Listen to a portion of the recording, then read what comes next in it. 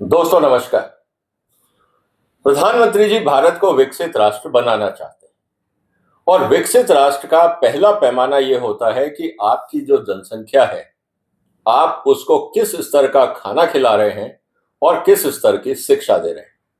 अगर ये दो चीजें सही नहीं है तो आप किसी भी रूप से अपने आप को विकसित राष्ट्र नहीं कह सकते। आज जो चर्चा का मुद्दा यही है कि सुप्रीम कोर्ट ने भारत सरकार से पूछा है कि आप भारत के नागरिकों को, खासकर बच्चों को, किस क्वालिटी का खाना खिला रहे हैं। इसके बारे में आप बच्चों को और समाज को सच क्यों नहीं बताना चाहते। अब ये बहुत ही महत्वपूर्ण मुद्दा है, इसीलिए मैं आपके सामने ये चर्चा करने वाला हूं। उम्मीद है आप वीडियो को अंत तक देखेंगे। जो सुप्रीम कोर्ट में केस आया है उसका पूरा एनालिसिस मैं आपके सामने विद एविडेंस करने वाला हूं और फिर आप बताइएगा कि भारत सरकार को क्या ये सच्चाई भारत के बच्चों से और भारत के नागरिकों से छुपानी चाहिए।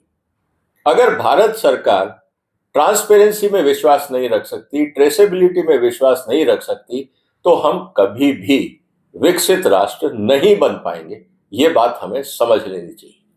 तो दोस्तों, आज की चर्चा की शुरुआत करते हैं और आपसे निवेदन है कि आप इस चैनल को सब्सक्राइब करेंगे और इस वीडियो को शेयर भी करेंगे। अंत तक जरूर देखिएगा, आपको पता लगेगा एज ए नागरिक आपके लिए इसमें कितनी महत्वपूर्ण बात सुप्रीम कोर्ट ने कही है। विकसित भारत में ग्लोबल स्टैंडर्ड क्यों नहीं, सुप्रीम कोर्ट का सवाल। आप विकसित भारत बनाना चाहते हैं, लेकिन कानून वही थर्ड क्लास कानून, घटिया कानूनों के सहारे जनता को आप धोखे में रख के विकसित राष्ट्र बनोगे। ये पहला सवाल है। मैं ऐसा क्यों कह रहा हूं, आप जब डिटेल में देखेंगे तो आपको पता लग जाएगा। एफएसएसएआई को लेकर काफी चर्चा है। हिंदुस्तान में 80% प्रोडक्ट ऐसा है, क्योंकि मैं फूड इंडस्ट्री से हूं, मैं फूड टेक्नोलॉजिस्ट हूं, डेयरी टेक्नोलॉजिस्ट हूं, मैं फूड और एग्रीकल्चर से बहुत क्लोजली काम करता हूं। मैं आपको ये बता सकता हूं, हिंदुस्तान में 80% खाना क्वेश्चन मार्क आइडेंटिटी या इंटीग्रिटी का है। कहा कुछ जाता है, लेबल पे कुछ लिखा होता है और अंदर कुछ और भरा जाता है। यह है हकीकत भारत के फूड इंडस्ट्री की, एफएसएसएआई की। और एफएसएसएआई में ऐसे ऐसे सीईओ हुए हैं, एक का तो नाम मैं लेना चाहूंगा, पवन अग्रवाल। जब मैंने उनसे कहा कि आप लेबलिंग कानून क्यों सही नहीं करते, तो उन्होंने पता क्या बोला, टू मच ट्रांसपेरेंसी भी ठीक नहीं है। उनको ट्रांसपेरेंसी से डर लगता था और वो ये कहते थे कि भारत वही खाएगा जो मैं डिसाइड करूंगा। ऐसे ऐसे आईएएस ऑफिसर भी इस देश में हुए हैं जिन्होंने कॉर्पोरेट इंटरेस्ट को खूब ढंग से अपने स्वार्थ के लिए प्रोटेक्ट किया है। आज वो रिटायरमेंट के बाद क्या कर रहे हैं, आप जब उसकी जांच पड़ताल करेंगे तो आपको समझ में आ जाएगा कि सत्ता में रहते हुए, पावर में रहते हुए उन्होंने अपने पोजीशंस का कैसे दुरुपयोग किया। यह हकीकत आपके सामने है। अब आज की चर्चा हम ये करें। एफएसएसएआई में पैकेज फूड मैन्युफैक्चरर्स के लिए कानून है कि आप लेबल पे क्या और कैसे लिखें। फ्रंट ऑफ पैकेजिंग लेबल, जब आप लेबल देखते हैं जहां पे लोगो लगा होता है, वहां पे बहुत सारी इंफॉर्मेशन होती है, बड़ा बड़ा लोगो होता है, दुनिया भर के क्लेम्स होते हैं। लेकिन जो कंज्यूमर के काम की बात होती है वो पीछे कहीं छोटे छोटे फॉन्ट में दबा के लिखी जाती है। कारण बहुत सिंपल है कि जिस तरह कस्टमर भुलावे में रहेगा, अज्ञानता में रहेगा, उतना माल ज्यादा बिकेगा। क्लासिक एग्जांपल है जंक फूड इंडस्ट्री, जिसको आप जंक फूड बोलते हो। अगर आपको पता लग जाए कि इसमें कितनी चीजें स्वास्थ्य के लिए हानिकारक हैं, तो क्या आप खरीदोगे?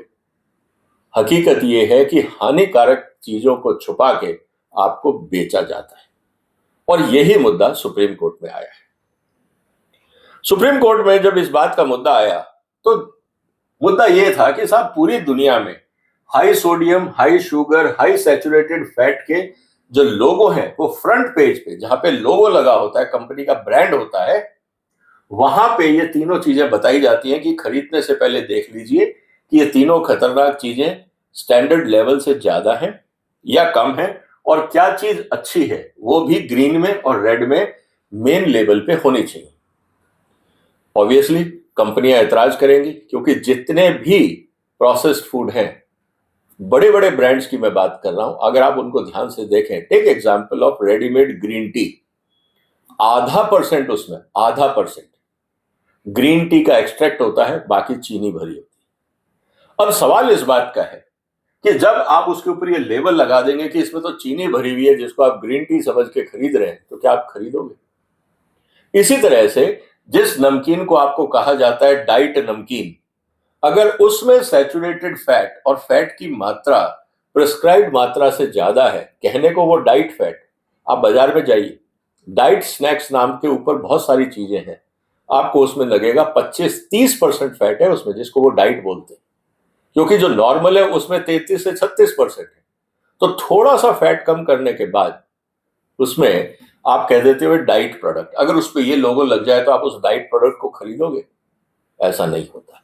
इसी तरह से बहुत सारे ऐसे मसाले नमकीन हैं जिनमें नमक भरा हुआ है, दुनिया भर के सॉल्ट की कंटेंट बहुत ज्यादा है, क्या आप उसको खरीदोगे? सेहत के हिसाब से, हार्ट के हिसाब से आप नहीं खरीदो। अब सवाल इस बात का है कि यह जानना कंज्यूमर का हक है, ये उसका फंडामेंटल राइट है। और राइट सिर्फ इंफॉर्मेशन का नहीं है, राइट टू लाइफ भी है, जिसको लेकर सुप्रीम कोर्ट ने एक बड़ा अच्छा मुद्दा उठाया। उन्होंने कहा कि साहब आर्टिकल 21 में संविधान कहता है राइट टू हेल्थ, मतलब right to life and good health is inbuilt part of life. आपकी अगर सेहत ठीक नहीं है और आप जिंदा हैं, तो ऐसी जिंदगी का कोई मतलब है? इसीलिए राइट टू लाइफ में राइट टू हेल्थ इनबिल्ट है, और यह सवाल हमारे सामने है। इसका मतलब यह है कि जो आर्टिकल 21 है, right to life encompasses the right to health, and this creates a corresponding obligation on state not merely to avoid harmful health but to take affirmative measure to protect it। एक ये नहीं कि साहब सेहत है, अगर मान लीजिए चीनी ज्यादा खा ली तो कौन मर रहा है, फैट ज्यादा खा लिया तो कौन मर जाएगा, बात मरने की नहीं है। कानून ये कहता है कि सरकार को एफर्मेटिव एक्शन, मतलब अपनी तरफ से प्रोएक्टिव स्टैंड ये लेना चाहिए कि भारत का हर नागरिक स्वस्थ रहे, जिंदा नहीं रहे, स्वस्थ रहे। तो जिंदा आदमी अगर स्वस्थ होगा तो देश विकसित होगा। अगर 140 करोड़ लोग बीमार होंगे तो क्या आप उसको विकसित बोलोगे? सवाल इस बात का है। इसके अलावा आर्टिकल 47 कहता है ये स्टेट की जिम्मेवारी है कि पब्लिक हेल्थ इंप्रूव हो, तो इसके लिए आपको एक बार नहीं, लगातार कानून रिव्यू करते रहने चाहिए ताकि हेल्थ स्टैंडर्ड अपग्रेड होता रहे। हम कहते हैं नहीं जी, हमने एक बार 20 साल पहले कानून बनाया था, अब हम उसको नहीं बदलेंगे। क्यों? किसी ना किसी का स्वार्थ उसमें है, क्योंकि बहुत सारी कंपनियां हैं जो अपने प्रॉफिट को कम नहीं करना चाहती, चाहे देश की सेहत बिगड़ जाए, लेकिन प्रॉफिट ज्यादा इंपॉर्टेंट है और सरकार भी उनका साथ दे रही। ये जो ट्रेजेडी है, क्या इससे आप विकसित भारत बनोगे? मुद्दा इस बात को लेकर है। The potential strengthens the constitutional fundamental for preventive food regulation rather than limiting government action to conventional food safety violation। ये आपकी जिम्मेवारी है कि समाज की सेहत अपग्रेड होती रहे, क्योंकि उससे लाइफ स्पैन इंप्रूव होता है, उससे प्रोडक्टिविटी इंप्रूव होती है, उससे हेल्थ बजट कम होता है, उससे देश का विकास होता है। सिर्फ ये कहना कि मिलावट नहीं है और ये बहुत हो गया, ये कहीं ना कहीं हमारे जो पॉलिसी मेकर्स हैं उनकी सोच की कमी है। तो कोर्ट ने क्या कहा? कोर्ट ने कहा इस समय हमारे पास बहुत रिपोर्ट्स हैं जो ये कहती हैं देश में ओबेसिटी बढ़ रही है, diabetes, cardiovascular disease, hypertension, unhealthy weight gain and poor dietary outcomes, ये सब हो रहा है। सरकार क्या कदम उठा रही है? और इन सब के लिए जिम्मेवार क्या है? शुगर, फैट और सोडियम, खासकर बच्चों के लिए। यूनिसेफ ने यह कहा है कि जो बच्चे ओवरवेट हैं वो 2 से बढ़कर 10% हो गए पिछले 20 साल में। 5 गुना बच्चे ज्यादा बीमार हैं। टेक्निकली, मेडिकल लैंग्वेज में, overweight is not a healthy sign. 5 गुना संख्या बढ़ गई है जंक फूड खा खा के बच्चों की, और उसके बाद भी सरकार कानून नहीं बदलना चाहती। सुप्रीम कोर्ट ने इस पे चिंता जताई। तो उन्होंने कहा कि सिर्फ फूड सेफ्टी के नाम पे जो आप कर रहे हो ये ठीक नहीं है। कुल मिला के स्थिति ये है कि हम ये चाहते हैं कि आप जो फ्रंट पैनल ऑफ लेबलिंग है, जहां पे कंपनियां अपना ब्रांड लिखती हैं, वहां पे वार्निंग आनी चाहिए। सिर्फ अलर्ट नहीं, वार्निंग कि ये गलत है। आप ये नहीं कह सकते कि इन द स्केल ऑफ 10 ये 6 पे है, 7 पे है, 8 पे है। कंपैरिजन नहीं चाहिए। सही है या गलत है, बस सीधी सी बात बच्चों को समझाओ। ये कंपैरिजन का खेल मत खेलो।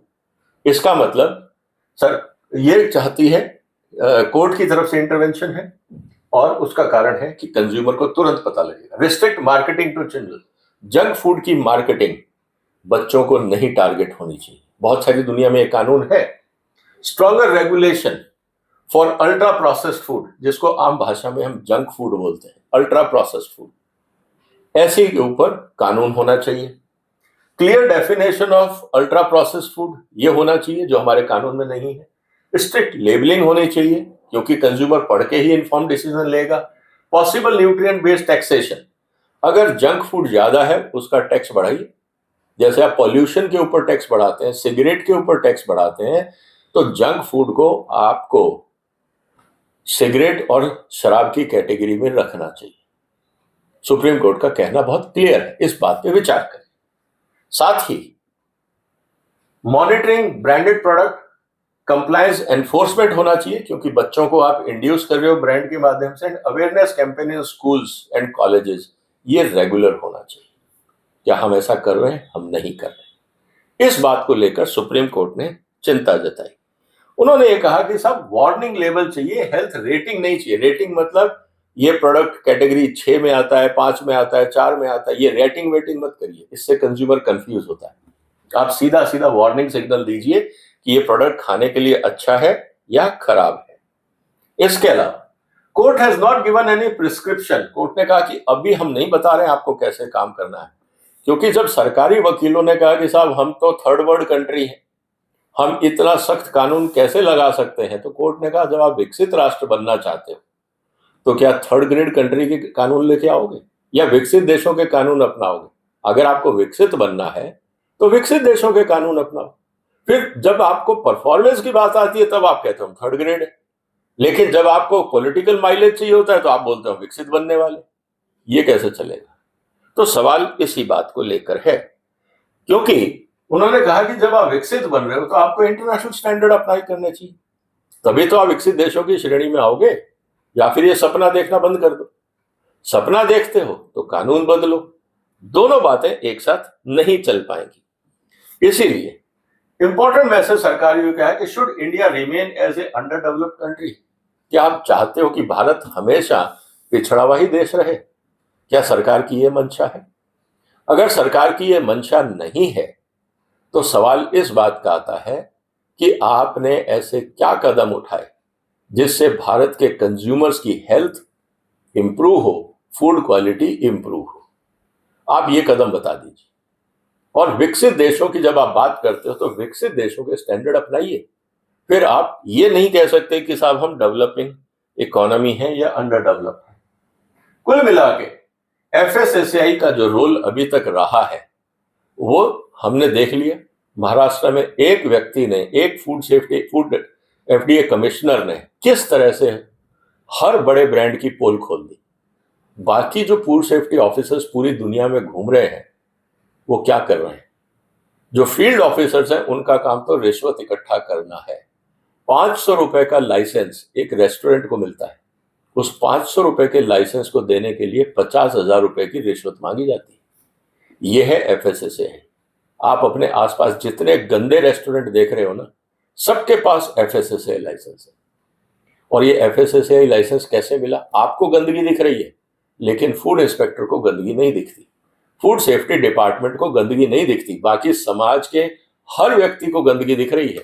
जिसको गंदगी देखने के लिए तनख्वाह मिलती है, जिसको कानून दिया है सरकार ने, पार्लियामेंट ने, देश की जनता ने, सिर्फ उसी को गंदगी नहीं दिखती क्योंकि वो रिश्वत लेके गंदे लोगों को फर्जी सर्टिफिकेट दे रहा है और इसको देखने वाला कोई नहीं। इससे बड़ी ट्रेजेडी हिंदुस्तान की क्या हो सकती है? तो कहने का मतलब यह है कि अब सुप्रीम कोर्ट को क्या कहा सरकार ने? देखो, हम पहले जहां 4-5 मीटिंगें करते थे, आज हम 10-12 मीटिंगें कर रहे हैं। अरे मीटिंग करने से फूड सेफ्टी बढ़ती है क्या? आप रोज मीटिंग कर लो, 365 दिन करो मीटिंग, उससे क्या होगा? आपकी नीयत खराब है, आपकी सोच गंदी है। मीटिंगों से कुछ नहीं होगा जब तक एफएसएसएआई में बैठे हुए अधिकारियों की सोच नहीं बदलेगी। एक अधिकारी का मैंने आपको नाम बताया, पवन अग्रवाल, जो सीईओ थे एफएसएसएआई के, वो तो कहते थे ट्रांसपेरेंसी चाहिए ही नहीं, क्योंकि मैं डिसाइड करूंगा हिंदुस्तान को क्या खाना है। उनको ट्रांसपेरेंसी से एलर्जी थी, वो मनमर्जी करना चाहते थे। क्यों? ताकि उनके जो खास कॉर्पोरेट्स हैं उनका फायदा हो और बदले में पोस्ट रिटायरमेंट बेनिफिट मिले। आज देख लीजिए रिटायरमेंट के बाद वो क्या कर रहे हैं और उनको कौन कौन लोग सपोर्ट कर रहे हैं। तो कहने का मतलब ये है, इस बात को आपको देखना पड़ेगा। अब सवाल इस बात का है कि फूड कंपनियों को क्या करना पड़ेगा। अपने फूड फॉर्मुलेशन को बदलना होगा इस कानून के आने के बाद। जो न्यूट्रिएंट्स चाहिए फूड में वो डालने पड़ेंगे। लेबल के ऊपर वार्निंग लिखनी पड़ेगी। एडवर्टाइजमेंट्स को सुधारना होगा। बच्चों को टारगेट करके जंक फूड मार्केटिंग नहीं कर सकते। सही प्रोडक्ट बनाना होगा और सरकार को कंप्लायंस की मॉनिटरिंग करनी होगी। जो भी प्रोडक्ट आज आप बाजार से खरीदते हैं सबको सुधारना होगा। और मैं ये कहता हूं कि we have to move from junk food to sensible food. Junk food आप खा रहे हो, एक्चुअली आपको सही खाना मिलेगा, सेंसिबल फूड मिलेगा जो स्वास्थ्य के लिए और पर्यावरण के लिए अच्छा हो। इसीलिए high sugar, high sodium, high fat labelling जरूरी है। And the regulatory objective is not merely to inform consumer but change manufacturers' behavior. Consumer को इन्फॉर्म करना सिर्फ पर्पस नहीं है लॉ का।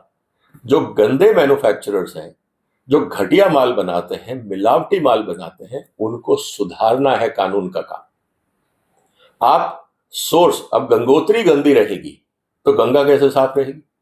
अगर मैन्युफैक्चरर लगातार गंदा माल और मिलावटी माल बनाता रहेगा तो समाज की सेहत कैसे सुधरेगी? तो इसका मतलब यह है कि कानून का पूरा फोकस होना चाहिए कि गंदा माल बने ही नहीं। ना कि हम कहें कि हम गंदा माल तो बनाने देंगे, हम कंज्यूमर को एजुकेट करते रहेंगे कि आप देख लो क्या करना है। तो इसका मतलब क्या है? मेरा असेसमेंट तो यह है कि ये कानून पे जो बहस चल रही है बिल्कुल सही है। जो लेबल है उस पर प्रॉपर जानकारी होनी चाहिए। बच्चों की जो सेहत है, हर व्यक्ति की सेहत मुख्य फोकस होना चाहिए, ना कि कमर्शियल इंटरेस्ट। आर्टिकल 21 और 47 की सरकार की जिम्मेवारियां हैं और जंक फूड को कम से कम किया जाए, फूड इंडस्ट्री को कंप्लायंस के लिए मजबूर किया जाए और जो फूड सेफ्टी अथॉरिटी है उसको अकाउंटेबल बनाया जाए। अभी तक वो अकाउंटेबल नहीं है। किसी भी एफडीए कमिश्नर जिसके क्षेत्र में मिलावटी खाना बिकता है, कभी किसी इंस्पेक्टर के खिलाफ कार्रवाई हुई? जिन्होंने इतने फर्जी सर्टिफिकेट रिश्वत ले लेके लिए बांटे, क्या उनके खिलाफ कार्रवाई हुई? कभी नहीं हुई। एक केस बता दीजिए, स्वतंत्र भारत में 80 साल हो गए, एक फूड इंस्पेक्टर के खिलाफ कार्रवाई हुई? नहीं हुई। इसका मतलब सिस्टम कार्रवाई चाहता ही नहीं। इसीलिए अब इंपॉर्टेंट बात क्या है? तो दोस्तों, जो सुप्रीम कोर्ट ने कहा वो ये कहा कि आप विकसित भारत का तो सपना देख रहे हो, लेकिन कानून क्यों नहीं बदलना चाहते? कानून आप अंडर डेवलप्ड रहना चाहते हो, लेकिन बात करते हो विकसित की। तो मुझे लगता है मोदी साहब को एक बहुत बड़ा मौका सुप्रीम कोर्ट ने दिया। आप विकसित भारत के लिए सभी डिपार्टमेंट्स को बोलिए कि अपने कानून विकसित देशों के बराबर लाएं। इंडस्ट्री को दिक्कत होगी, उसके लिए आपके पास इतनी सारी यूनिवर्सिटीज और ट्रेनिंग इंस्टीट्यूट है, जा जाके वहां ट्रेनिंग लो। जो नए बच्चे कॉलेजेस से निकल रहे हैं, जिनके पास प्रॉपर नॉलेज है, उनको जॉब दो। आपने अंगूठा छाप अगर मैनेजर्स या एम्प्लॉयज या सुपरवाइजर्स रखे हुए हैं जिन्होंने कभी पढ़ाई नहीं करी, कॉलेज से निकलने के बाद उनको बदलो, और नहीं तो उनको ट्रेनिंग दो। सवाल इस बात का है। तो कहने का मतलब यह है कि अगर आप विकसित बनना चाहते हो तो आपको कानून भी बदलने। आपको क्या लगता है दोस्तों कि क्या ये जो सुप्रीम कोर्ट का इंटरवेंशन है ये सही है? जो भी आपके विचार हो कमेंट बॉक्स में लिखिए। इस वीडियो को शेयर करिए, इस चैनल को सपोर्ट करिए। फिर मुलाकात होगी एक और महत्वपूर्ण मुद्दे के साथ। तब तक अपना ध्यान रखिएगा। फिलहाल वंदे मातरम।